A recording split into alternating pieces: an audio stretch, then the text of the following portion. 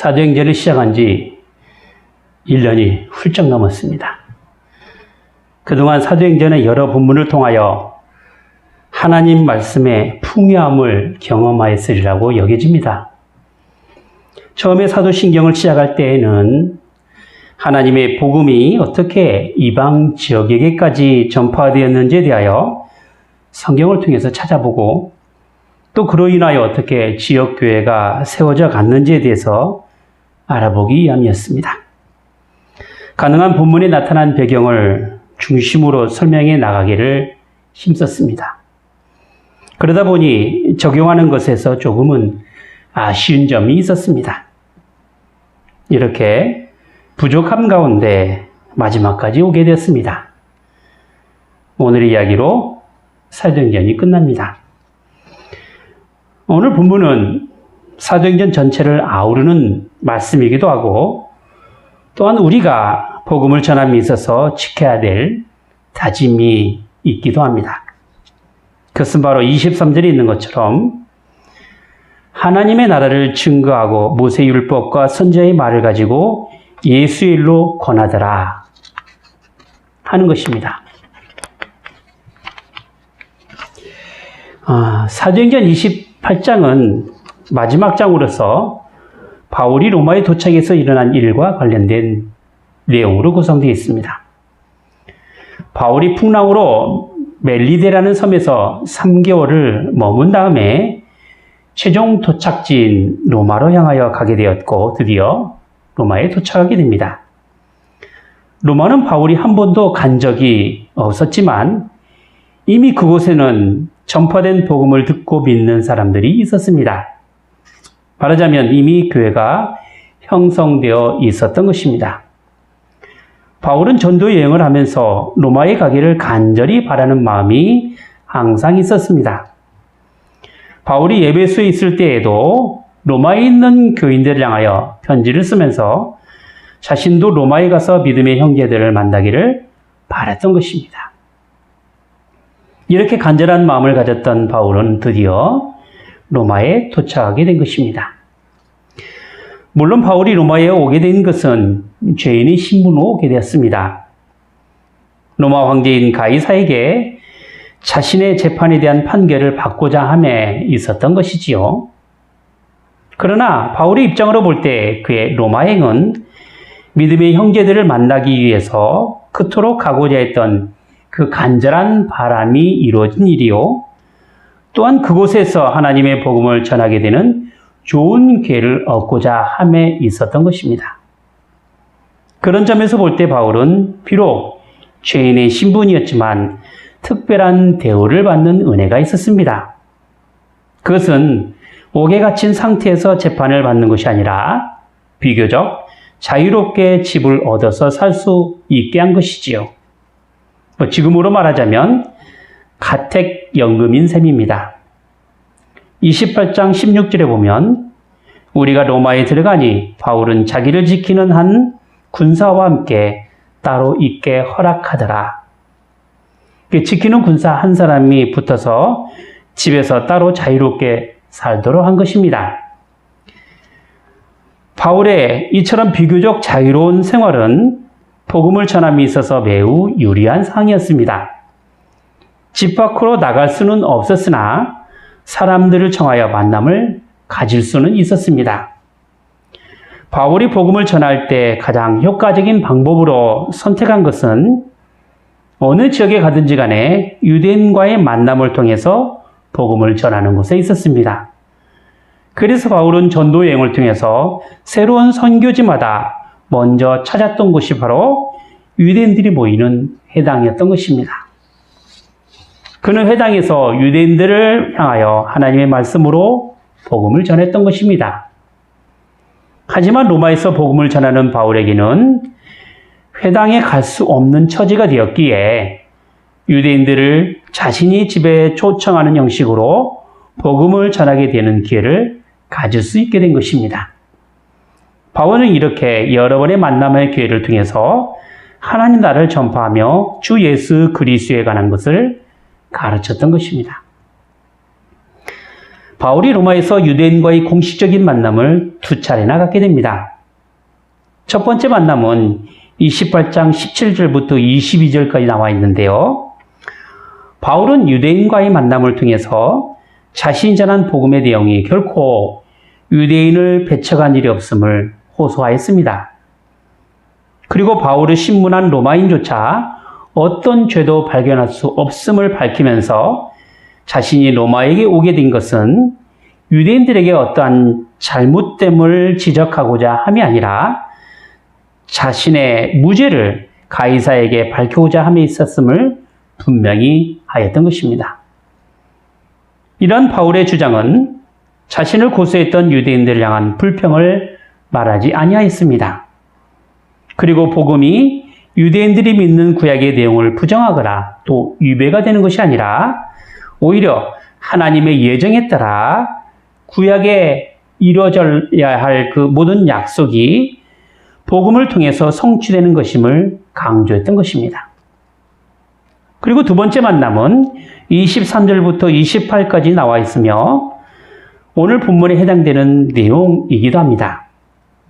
바울과 유대인과의 만남은 서령안의 날짜를 정하고서 이루어졌습니다.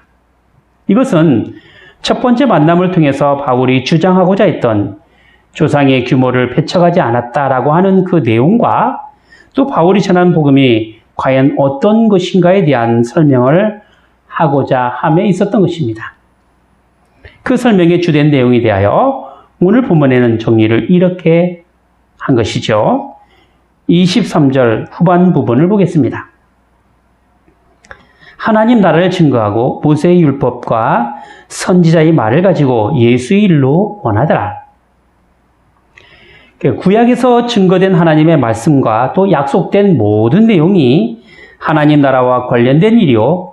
또 예수 그리스도를 통하여 완성된다라는 사실이 바로 바울이 전한 복음임을 확인시켰던 것입니다.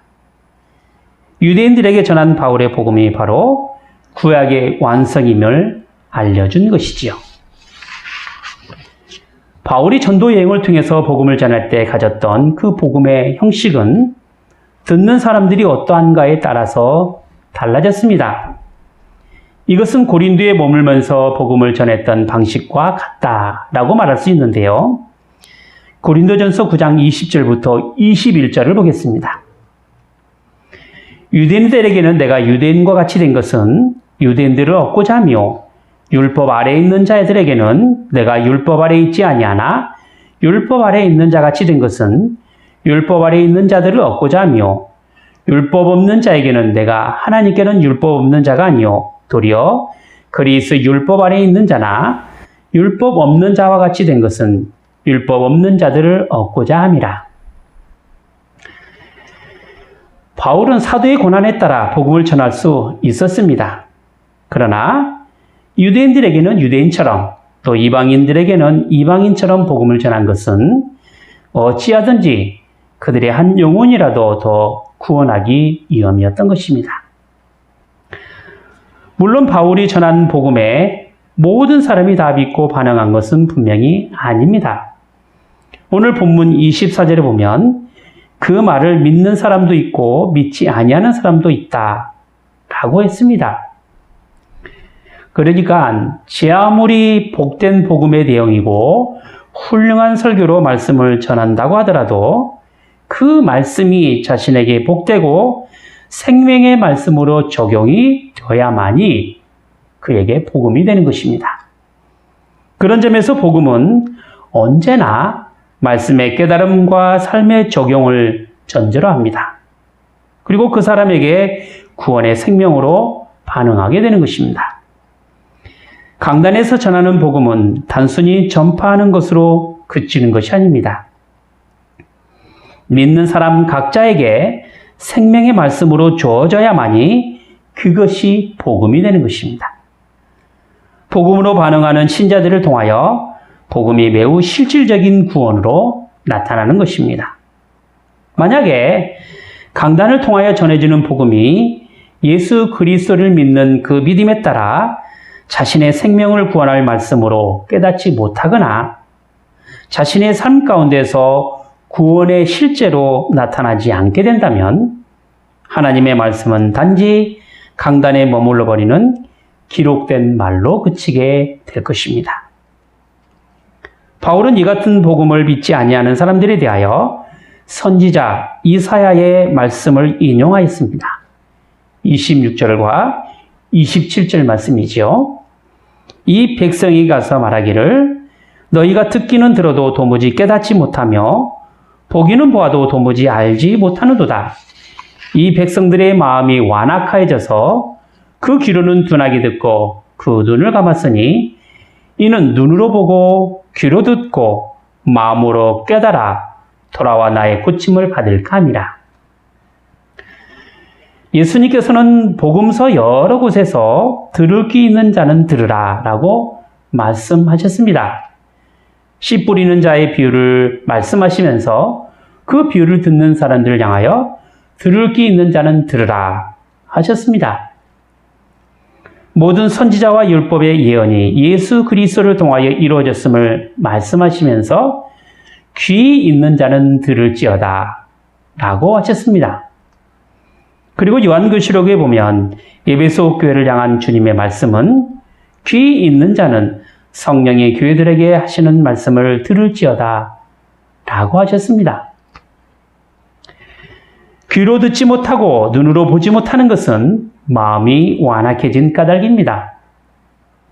마음이 완악해진다는 것은 죄로 말미암아 나타나는 현상입니다. 죄가 사람을 악하게 만들고 그 악한 사람은 또 다른 죄를 짓게 되는 것입니다. 죄가 반복되는 사람에게는 악한 인간의 본질이 자꾸만 드러나는 삶을 살아가게 됩니다. 그런 사람은 결코 죄를 이길 수 없고 죄의 지배 아래 살아가는 사람이 됩니다. 우리는 죄를 이길 만한 능력이 없습니다. 왜냐하면 우리의 죄된 본성이 자꾸만 죄를 향하여 가기 때문에 그렇습니다. 죄를 지은 인간은 완전히 타락했기 때문에 인간 스스로 그 죄에서 벗어날 수도 없습니다. 그러므로 죄에 대하여 죽지 않고 살아가는 사람은 언제든 완악해져 갈 수밖에 없고 그래서 복음에 대하여 듣지 못하고 보지 못하게 되는 것입니다. 하지만 언제나 복음에 대해 생명의 반응을 보이는 사람은 자신이 지은 죄에 대하여 예수 그리스도 안에서 죽어야 할 사람이라고 생각합니다. 로마서 6장 11절에 보면 이렇게 말씀하셨습니다. 너희도 너희 자신을 죄에 대하여는 죽은 자요 그리스도 예수 안에서 하나님을 대하여는 산 자로 여길지어다. 우리는 예수 그리스도를 믿는 믿음으로 주님과 연합된 사람이 되었습니다. 주님과 연합이 되었다라고 말하는 것은 그의 생명과 그의 삶, 그리고 그 주님의 인격이 우리의 생명과 우리의 삶과 우리의 인격이 되었다라는 의미입니다. 예수 그리스도의 십자가는 단순히 우리가 쳐다만 보는 상징이 아닙니다. 그리고 무슨 개인을 보호하기 위한 주술용도 아닙니다. 주님의 죽으심이 곧 내 죄가 죽는 일이요 주님께서 3일 만에 다시 살아나신 것이 곧 내가 새로운 생명 가운데서 다시 살아가며 있는 것입니다. 그러므로 예수님의 십자가는 우리의 죄가 단번에 죽는 것이요 더는 죽음이 왕노릇을 하지 못하게 되는 하나님의 은혜로운 사건인 것입니다. 복음의 반응은 믿음으로 말미암아 나타납니다. 따라서 믿지 못하는 사람은 하나님의 말씀이 윤리와 도덕적인 내용이요 인생을 살아가는 데 덕스러움을 나타낼 수 있는 좋은 말씀으로 듣는다라고 하더라도 그것이 구원의 생명으로 나타날 수가 없는 것입니다. 사람들이 훌륭하고 좋은 말씀을 들으려고 교회에 온다라고 이야기를 합니다. 하지만 교회에 와서 설교를 듣는 것은 단지 좋은 이야기를 들으려고 오는 것이 아닙니다. 하나님께서 우리에게 성경을 주신 주된 목적은 세상에서 착하고 도덕적인 삶을 살아가기 위하여 주신 책이 아닙니다. 물론 성경은 우리를 선한 사람으로 살아가도록 교육합니다. 디모데후서 3장 16절에 보면 모든 성경은 하나님의 감동으로 된 것으로 교훈과 책망과 바르게 함과 의로 교육하기에 유익하다라고 했습니다.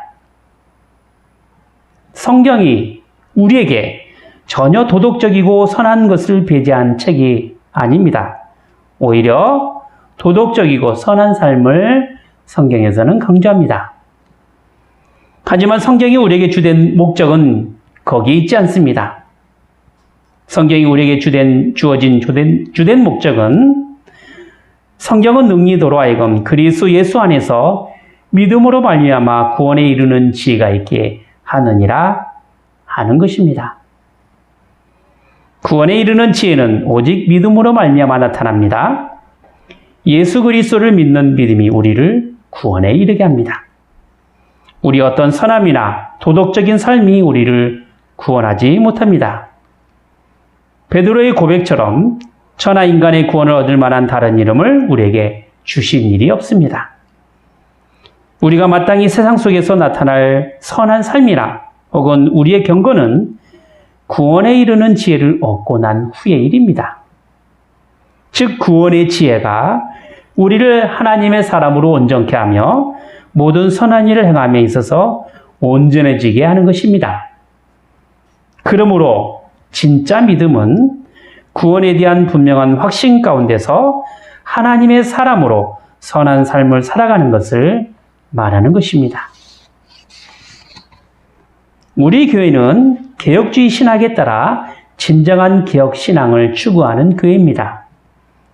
이 말 뜻은 종교개혁에서 나온 신학과 신앙의 유산인 교리를 성경을 총괄한 것으로 알아 우리 교회가 믿고 고백하는 것을 의미합니다. 그렇기 때문에 우리의 신학과 우리의 신앙은 종교개혁에서 나온 교리요 또 교훈한 도리로 나타납니다. 물론 우리의 믿음에 대한 최종적인 권위는 성경입니다. 하지만 그 성경에 대한 교리나 그 교훈을 천주교나 이단 혹은 사이비 종교처럼 왜곡되게 해석하지 않는 것입니다. 초대교회로부터 주류의 신학과 신앙에 따라 대대로 전승되어 오던 그 바른 신학을 우리의 믿음으로 고백하는 것입니다. 이러한 바른 신학을 우리는 종교개혁의 산물인 신앙 고백과 교리로 받는 것입니다. 종교개혁의 신학은 오직 성경이요, 오직 믿음이요, 오직 하나님의 은혜입니다. 이러한 신학적 사상은 하나님의 말씀이 믿는 사람들에게 강조되는 주된 내용이고 우리가 추구해야 될 신앙이 되는 것입니다. 우리의 구원은 오직 성경과 오직 믿음과 오직 하나님의 은혜로 말미암습니다. 성경은 예수 그리스도를 통하여 구원에 이르는 지혜를 얻게 합니다. 우리의 믿음은 그 대상이나 그 내용이나 모두 다 하나님의 은혜로 말미암아 이뤄놓으신 예수 그리스도의 십자가와 그 부활입니다. 그것이 우리가 믿는 복음입니다. 다른 어떤 것으로 구원을 얻는다고 주장한다면 그것은 이단이 되고 사이비 종교가 되는 것입니다.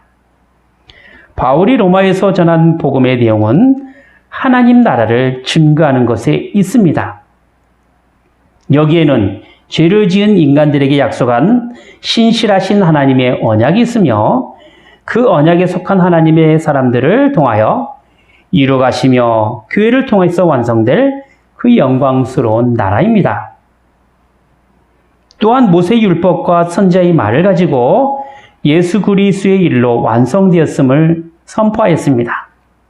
즉 구약에 나타났던 율법이나 선지자의 모든 일이 신약이신 예수 그리스도로 이루어졌음을 바울이 밝힌 것입니다. 본문 31절에 보면 이렇게 사도행전을 마무리하고 있습니다. 담대히 하나님 나라를 전파하며 주 예수 그리스도께 관한 것을 가르치되 그 많은 사람이 없었더라.